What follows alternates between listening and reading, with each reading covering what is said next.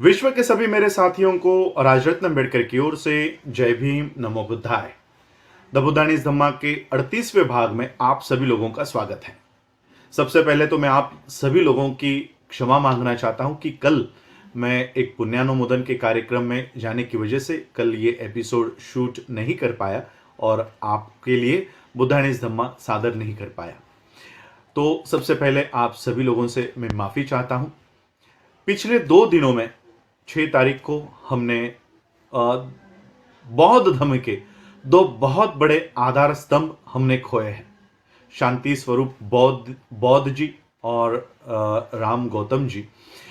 इन 2 बौद्ध धर्म के बहुत बड़े प्रचारकों का इनके जाने से बौद्ध धर्म को बहुत बड़ा नुकसान हुआ है। मैं मेरी ओर से, the Buddhist society of India, भारतीय बौद्ध महासभा की ओर से और डॉक्टर बाबा साहब अम्बेडकर जी के परिवार की ओर से इन 2 महान विचारवंतों को श्रद्धा सुमन अर्पण करते हुए विनम्र आदरांजलि इनके विचारों को, इनके कार्यों को अर्पण करता हूं। और हम बढ़ते हैं द बुद्धानीज धम्मा के 38वें भाग में।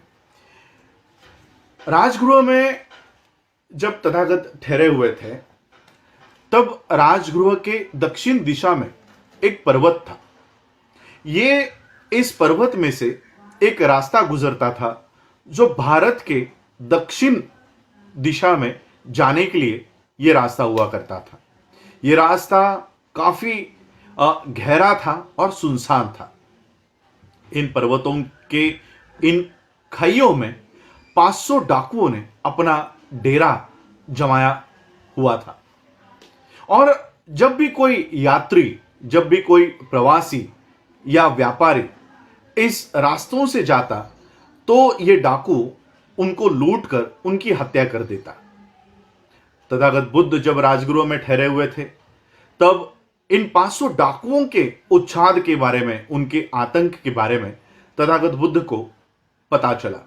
और फिर तथागत बुद्ध ने सोचा कि ऐसे ही लोगों को ठीक करने के लिए, ऐसे ही लोगों को अपनी शिक्षा देने के लिए, अपना ज्ञान देने के लिए तथागत बुद्ध ये विश्व में आए हैं।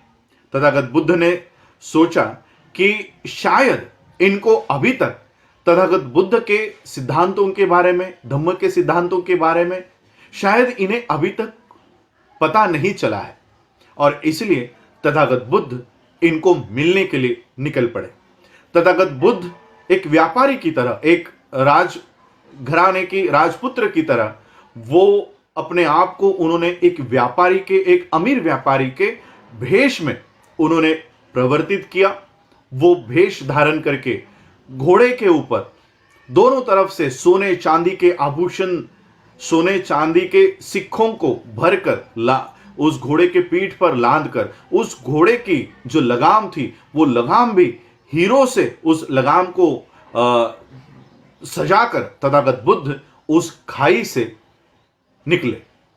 और जब वो घोड़ा उस खाई में उसने प्रवेश किया तब वो घोड़ा जोर से चीखा।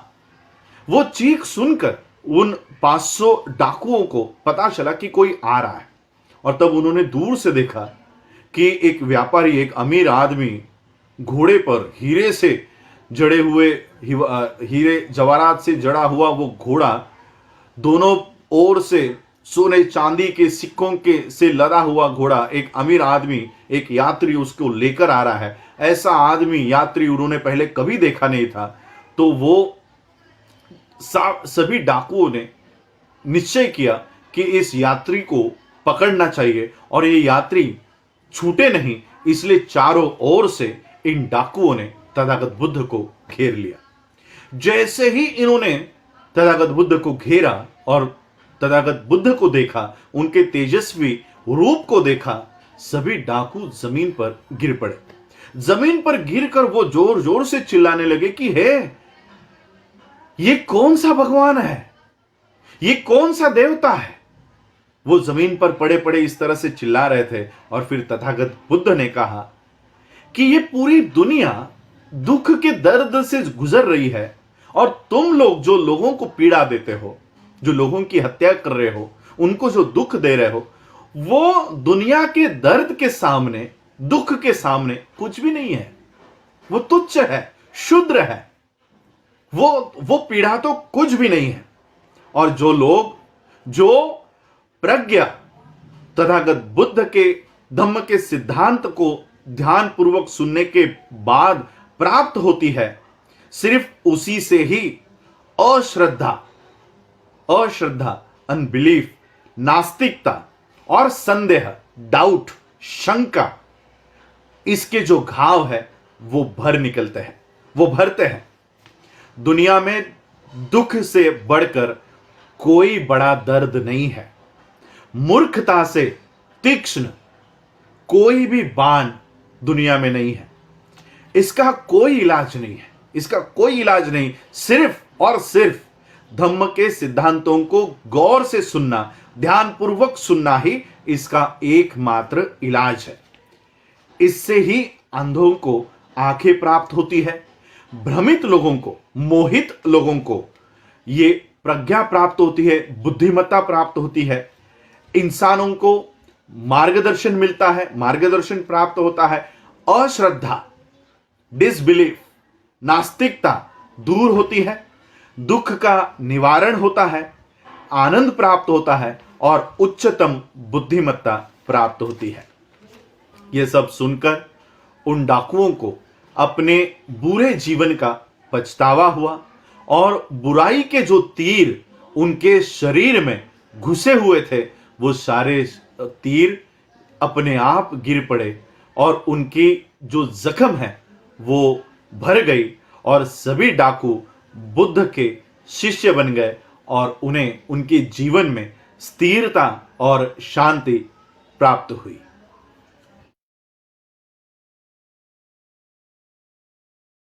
तथागत जब राजगृह में ठहरे हुए थे तो वहीं से कुछ दूरी पर एक पर्वतों से भरा हुआ एक प्रदेश था। उन पर्वतों में 122 लोगों की एक टोली रहा करती थी। इस टोली का काम जानवरों का शिकार करना, उनकी हत्या करना और उन जानवरों का मांस खाकर गुजारा करना, यही उनका जीवन था। इस तरह से वो अपना जीवन गुजारा करते थे।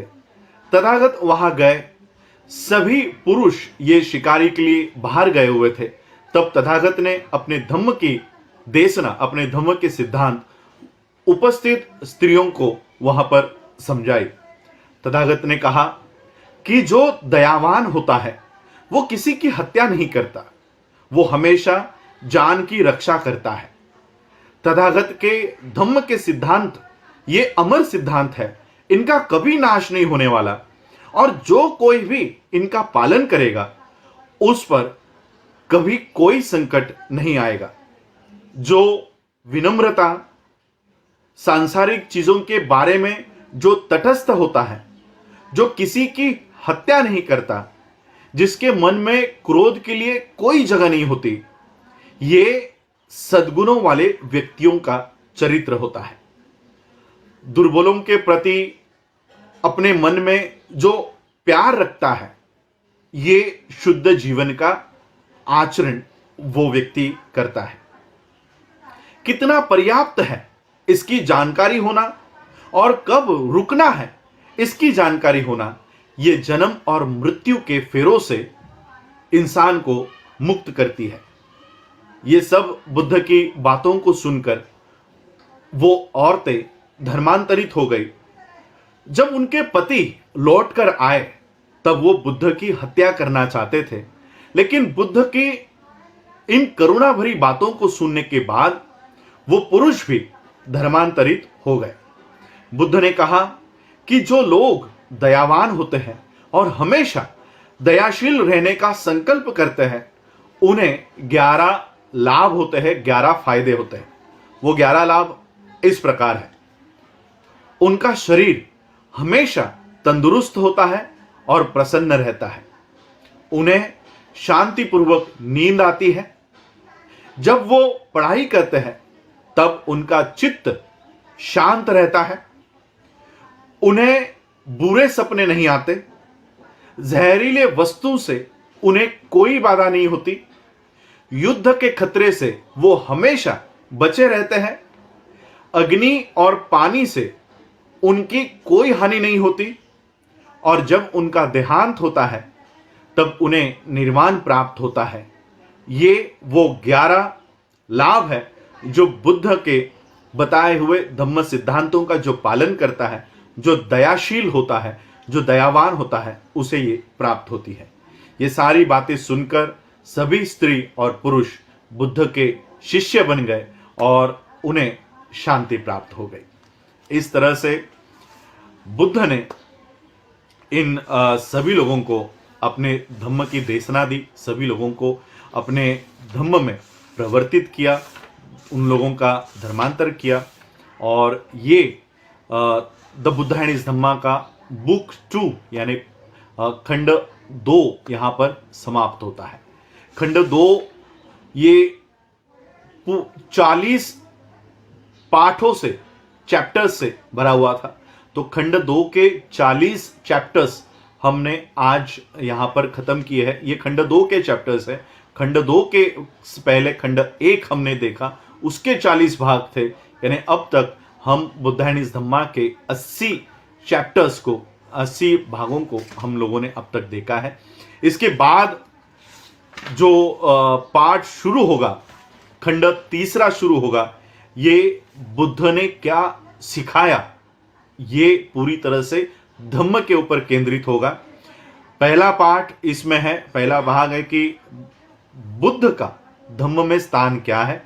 उसके बाद धम्म की अलग अलग जो व्यूज है, डिफरेंट व्यूज ऑफ बुद्धास धम्म, धम्म क्या है, धम्म क्या नहीं है, और सद्धम्म क्या है।